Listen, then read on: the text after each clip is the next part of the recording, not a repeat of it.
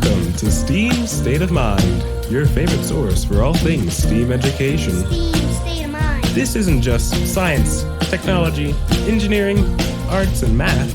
It's a state of mind, a different way to approach education in the classroom. STEAM State of Mind. Enjoy these conversations with educators, students, and community members as we explore what it means to be in a STEAM state of mind. STEAM State of Mind. Hi there, we're coming to you from Kettering, and this is our STEAM State of Mind podcast, and I'm Kari. Hi, and I'm Bern. And we are in Fairmont's beautiful auditorium with three thespians who are going to be a part of our fall play this year. So I'm going to ask you guys to introduce yourselves, tell me a little bit about what grade you're in here at Fairmont High School, and kind of the role you have in the fall play. Hi, I'm Emily Rojas. I'm a junior, and I'm a part of the cast for the fall play. I'm Eliana Reed. I'm a senior, and I'm a part of the cast as well. Yeah, I'm Nadia Gurman. I'm a senior, and I'm helping with sound. So I'm really excited because when I was a senior in high school, small little town of Fort Recovery, Ohio, only 63 students in the entire class. And we actually had a senior class play. And it was the first one that was done in years. And I had the lead role, believe it or not. There was no singing involved or anything like that, thank God, because they would have never had me do that. But it was pretty exciting watching everything come together and how all the parts and pieces fell together and how much science and technology and the engineering and the arts and the math and all of that stuff came together and integrated together. So what are you guys most excited about in being part of this play? That's a loaded question. Aha, it was a good one to start out with, right? Yeah. So what are you most excited about? It could be anything. I guess opening night. That's usually like all your hard work has paid off at that moment, and you're finally getting ready to perform. So why don't you guys kind of enlighten Bern and I and our audience, what is the fall play? Because I know it's a little bit of a different take on some of the plays that Fairmont has done in the past. Yeah, it's very different than any play that I've been in or that I've seen them do. The way that it's more structured is how the Fairmont musical was in this past year, and the year prior was, and it was where it's a bunch of different. Well, for the fall play, it's a bunch of different one-act plays compiled into one show.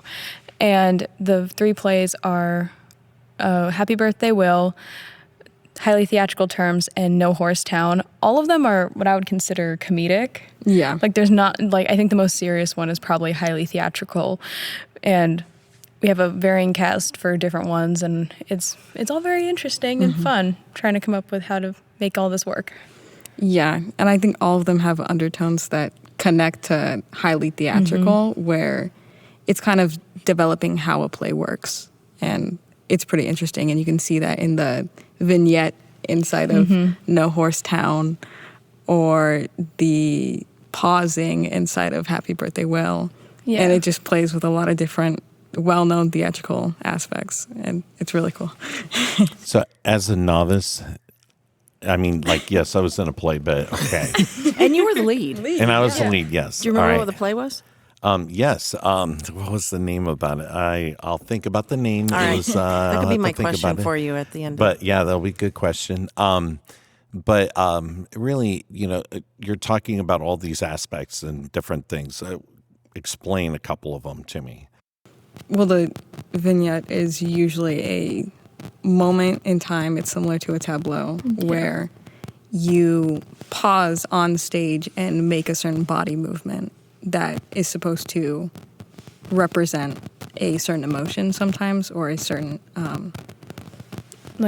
thing that has happened. It's like for highly theatrical, there's a part where we do a tableau and then a tableau vivant, and the first one is like a scene of someone dying, and the second one is like a proposal. So it's these two scenes where you kind of freeze and you're supposed to convey a strong emotion to the audience. So without words, it's easily seen what's going on. So I think it just kind of represents how dynamic acting can be. Yeah. Like it's mainly without words most of the time. It's like how I would consider it's similar to how miming works on stage. However, this is when you're just no moving. So, was there kind of a thought process on the part of Mr. Lamb, the director, in choosing this kind of sort of genre versus maybe some of the plays that have been done in the past? Did you guys talk about any of that, or how you guys come up with, or how he comes up with the plays that you guys decide to stage? We didn't really. He never really discussed it with us. The main thing that I did learn is that in the past they had done. The fall show could possibly be either a drama or a comedy, and then the winter play would be the opposite of whatever the fall play was. However, for the past couple of years, we've kind of broken from that mold, and we've primarily done comedies. So, and it's we been need great. a lot more comedies. Yeah. Most definitely. That might be it right there. That's why we're doing it, because we need some comedy. That's great. I think another cool thing about it when it comes to like the crew side is because it's 3 different plays that we get to switch off doing roles that usually only one person would do and allow others to get a chance to like figure out how sound works and lights work. And I like really appreciate the fact that it lets us like have more people and more roles. So can you explain your role a little bit more? Like you're part of the sound. Is that correct? Yeah. Or what roles? Well, maybe you have more than one role. What roles are you playing? I mostly just do sound stuff. Now and then I'll show up to build crew, but depends on the day. But I mostly do sound, and so, the actors need mics, so you put the mics on the actors, and then you adjust the levels so it sounds right and natural with their voice, and then you follow through the script, and you play the sound effects and turn the mics on and off. So it's pretty simple once you, get to, the actual shows. It's just a bit of setup before then, really. And this is a total compliment to those of you guys who work backstage and obviously on stage as well. But you make it look so simple, and I know it's not. I know it's complicated. How do you learn, how to make the sound work, in this big auditorium, and what the lighting needs to look like so that, that audience person in the back row is going to be able to see things as well as maybe the person, in center. The front of the auditorium kind of thing. How'd you learn how to do that kind of stuff? I'd love to say that there's a really specific way to do that'll never fail, but a lot of it is just trial and error. A lot of stuff goes wrong before it goes right. Just gotta see, well, does this color work for the stage? No, absolutely not. Change it. Does this sound better for the mics? No. Now we just have feedback. It's a lot of let's test this out and see how this goes. So it's a lot of the engineering design process. Testing and failing, engineering and technology. And it's very heavily based on that. Even they build the scenes we see and kind of work on the costumes and every aspect that makes the show the show. So it's very heavily based on engineering and technology aspects. That's awesome. That's awesome. Well, and what's really neat is that whole thing that we've talked about for a year and a half on this podcast is, if something doesn't go right, then you step back and you talk and you figure out how to make it right. And that truly is part of this whole STEAM education process that we've been talking about with all myriads of different people in the last year and a half. It's that STEAM state of mind. Absolutely. And even the acting aspect of it, there is a design thinking about that too. I'm sure. I mean, I know when I did it years ago, I can still remember thinking about, okay, that was not what the emotion or what I'm supposed to be doing, or I'm overdoing this or underdoing this. And you get the feedback and then you redesign how you're doing it. It's the arts aspect of it. Yeah, it takes a lot of creativity and problem solving at the same time, because of course no one wants it to happen, but people forget their lines. People mess up. It's what people do. And improv is entirely based on problem solving and creativity. You have to be prepared to think on the spot and come up with a new solution to keep it going. And if you don't, it's not going to look good. So you have to start thinking outside the box. And that becomes really a teamwork. It does.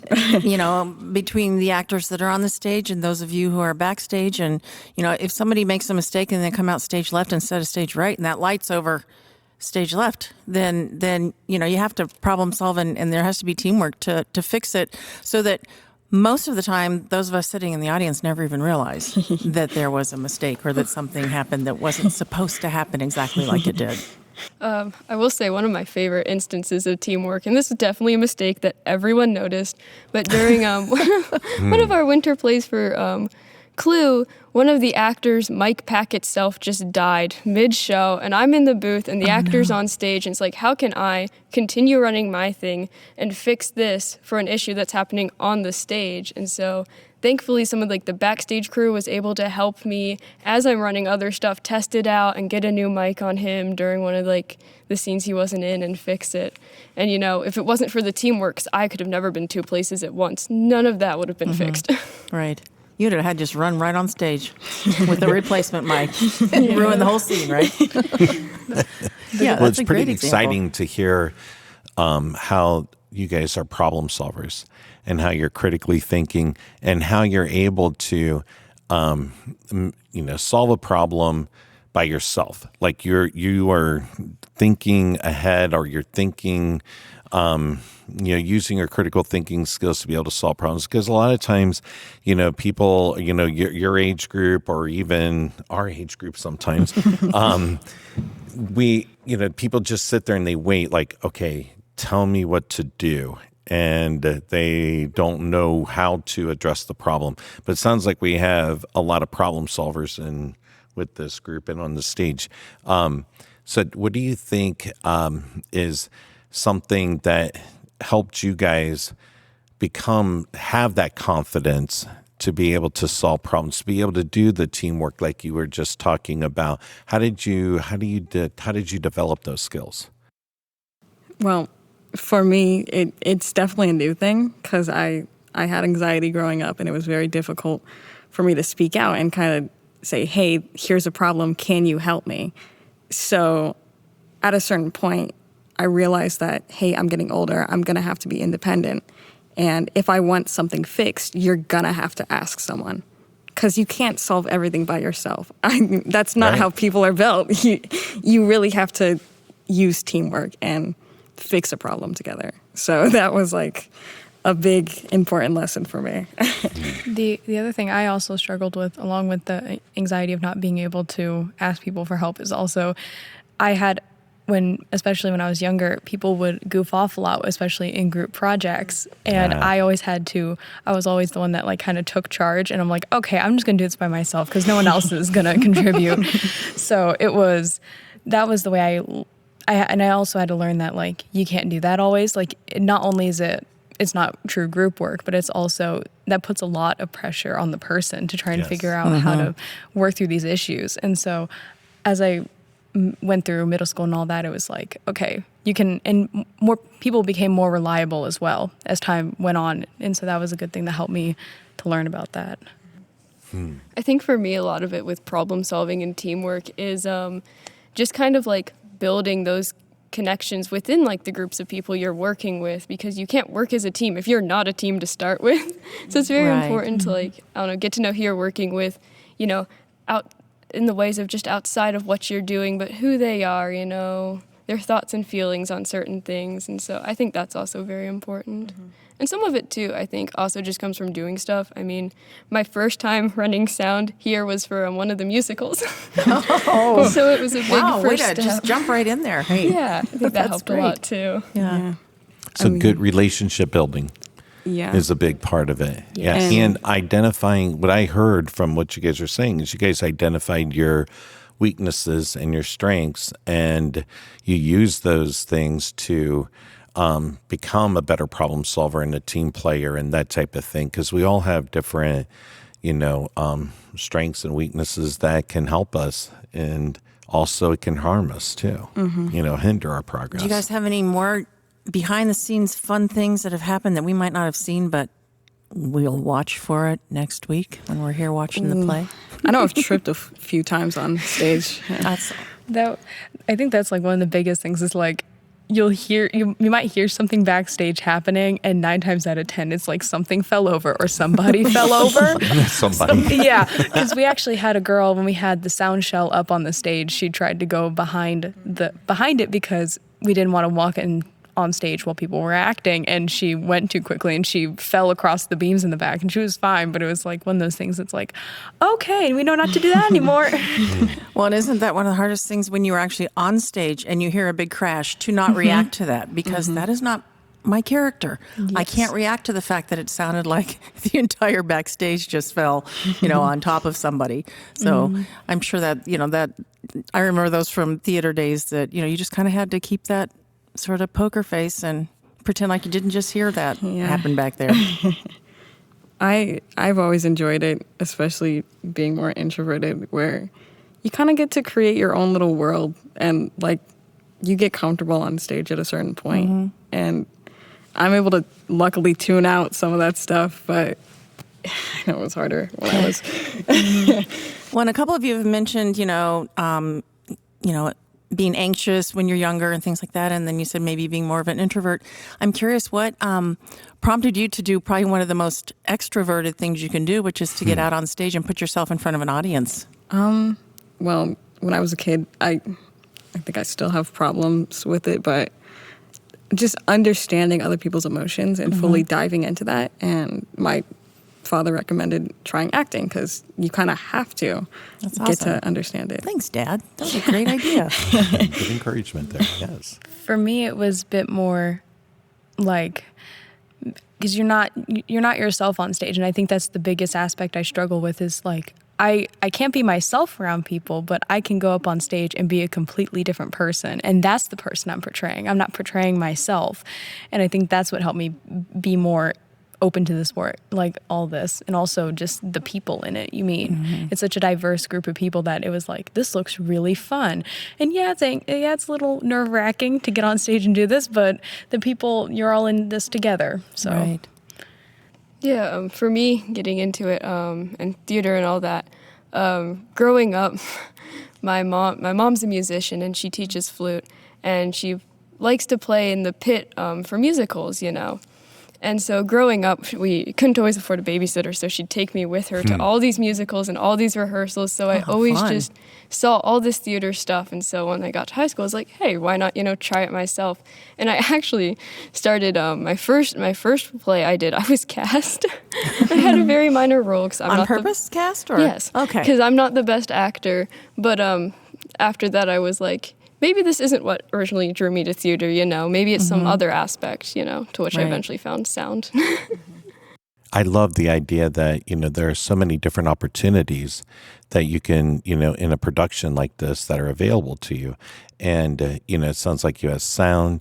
There's lighting involved, I'm assuming, of course, and then the stage design. What kind of stage design? Because I don't see anything yet. I'm sure it's going to be coming on stage sometime, maybe. Part of what makes this unique, right, guys? There but isn't a lot. how's the stage design? Like, where is that happening? Well, at this moment, I'm pretty sure this table right in front of us is one of our props. So Okay. Yeah. Maybe it's here. I didn't know it. That is definitely one of the props. I painted that, yeah. Well, they did a nice job. Okay.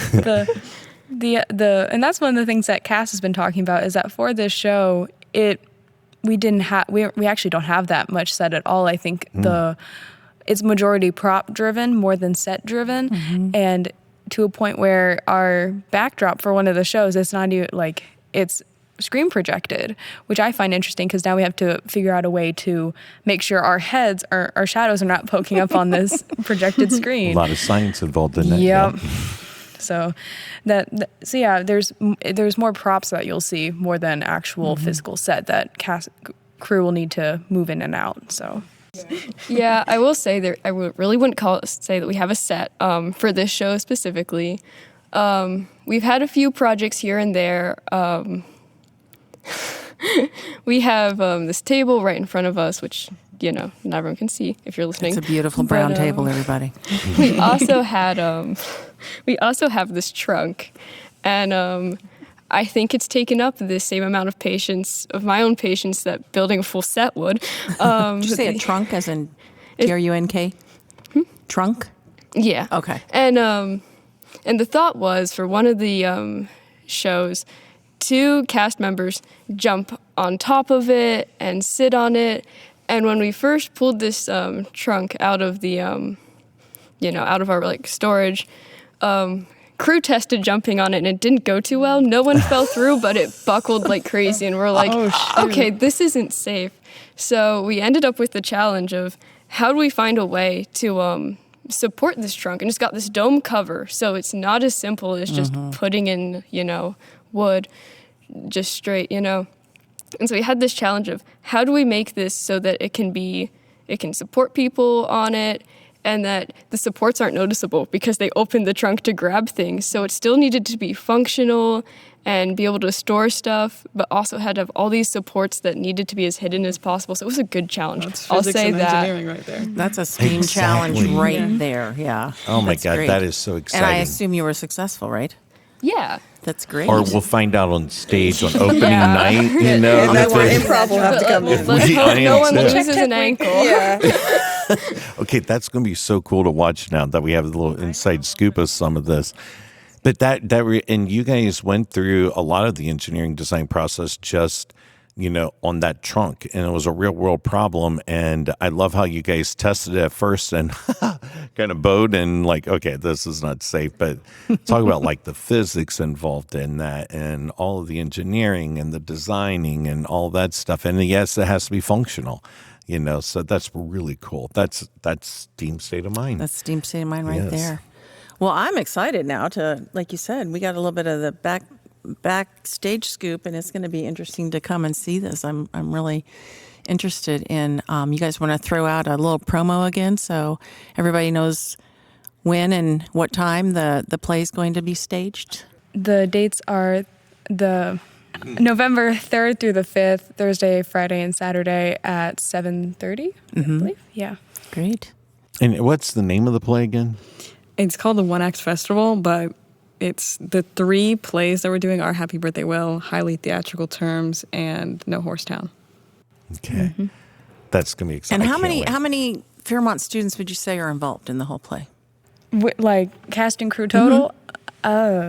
It's a good amount. Yeah. I mean, Yeah, I was about to say like around 40-ish. when auditions come out, that list is filled immediately. That's amazing. That's great. And I think the last winter play we had, I think that our director, Mr. McGarvey, he had to expand the lit, like change the show because of how many people were like, "Oh, we want to do this," and he's like, "Okay, here's the clue," and that was one of the, I think, like cast and crew driven shows, and it was probably one of the most fun shows that we've done so far. At least my time seeing here. the set for that was amazing. Clue was insane when they we had, was it 8 rooms? We built like 8 partial amazing. rooms in total. And when they first, came to build crew with this idea, I thought they were joking. I legit didn't believe them. I was like, okay, all right, what's the backup plan here, But it was really surprising, we got it all done. It came together. I think that show from the crew side was just crazy. There's a lot of technical stuff in it. There's one scene where like a chandelier drops. And one of the interesting things to me was, I saw this stuff in the script reading through. And so I went on YouTube to see what other high schools have done for these technical things, and most of them cut out at least 1 or 2 of the technical things in the script, and we left them all in. So it was a challenge to put together, but it was a lot of fun, and it came out well. Yeah. So you accepted that challenge, and you persevered. That's awesome. That's I great. like Kettering. We are so fortunate in Kettering to have amazing students like you and problem solvers, but also this amazing facility and a community that supports the arts and, the STEAM aspect of our educational process. Because just listening to the 3 of you just gives me so much hope for our future. And you guys are amazing. And I thank you so much for being here, because what you're doing is going to, what you're doing today in Fairmont is going to be these are life skills and things that you will carry through college and or whatever you choose to go, tech school or whatever. It'll carry you through life, and it's really exciting listening to you guys.